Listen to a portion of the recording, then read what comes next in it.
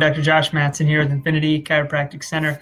I'm going to talk about a little bit about anxiety, behavioral outbursts, attention issues, and the most common reflex that you see with kids that struggle with this. So, a lot of kids come in to our office with what's called a motor reflex, the startle reflex. It's actually a primitive reflex that should go away or should develop anywhere right around 3 to 4 months of life. And what it is so like, let's say you're holding an infant, right? And you kind of drop real quickly or you make a loud noise, their arms come out and they startle like that.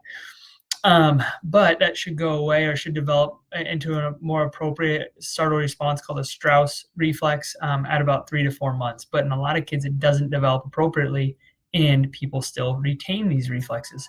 So what happens is when that reflex gets elicited, and how it gets elicited is if you move too quickly, if light comes into your vision too quickly, if sound comes in too quickly, if someone comes around a corner too quickly, you can get that same startle response. And that response is the same as, like, let's say you're walking down a hallway and I jump out at you and I startle you. Your pupils dilate, your heart rate goes up, and you get into a state of fight or flight where either you're going to fight me or you're going to run away.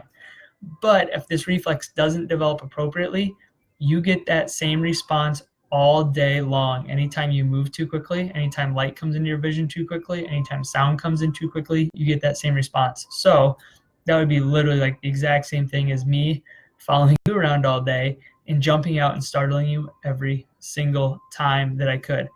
Eventually what happens is you get startled. Your pupils are just chronically dilated because you're getting startled all the time. Your heart rate is chronically elevated, and that is known as anxiety in a lot of cases. But it creates an anxious feeling pretty much all the time. Also, how it relates to behavior stuff is the same thing. If I was following you around all day long and startling you, eventually you're going to have a behavioral outburst at me. You're going to turn around, you're going to want to hit me. Kids go through the same thing. They're going to school and they're in school and kids are loud, they're making noise, there's light coming in, fluorescent lights coming in, everything seems very abrasive when you have this reflex, and it creates a lot of this startling effect throughout the day over and over and over again. And sometimes kids have behavioral issues at school, other times kids can hold it together until they get home and then they start having crazy outbursts with it. But it's really, really common.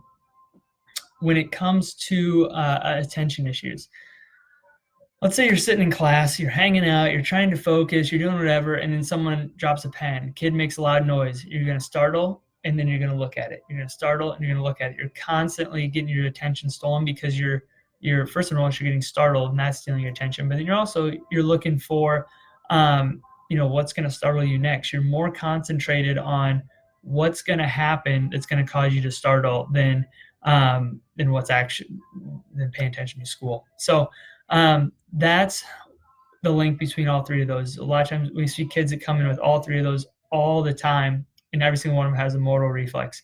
I have never seen a patient that has anxiety that doesn't have a motor reflex. It's extremely, extremely common. But anyways, so I hope this helps you guys. If you guys have any questions on this, let me know, and I'll do my best to answer them. Enjoy. Have an awesome day.